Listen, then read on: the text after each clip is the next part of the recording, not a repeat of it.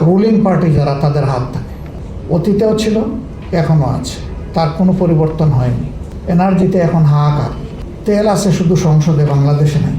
সংসদে যখন incumbent minister কোনো বিবৃতি দেন অথবা সরকারি দলের ট্রেজারি বেঞ্চ থেকে কেউ কথা বলেন, তখন মনে হয় যে তেলের উপর বাংলাদেশ ভাসছে।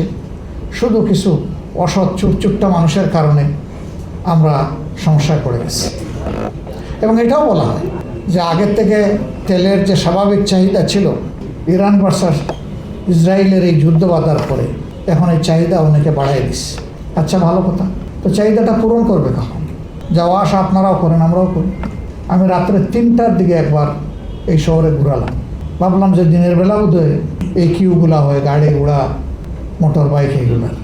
দেখি রাতের দৃশ্যটা কিসের সাথে কি, দেখি same and similar.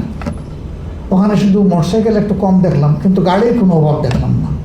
Kilometres after kilometres একের পিছনে আরেকজন লাইন দিয়ে দাঁড়ায় আছে, স্টিলথ। হুইলগুলো মুভ করছে না।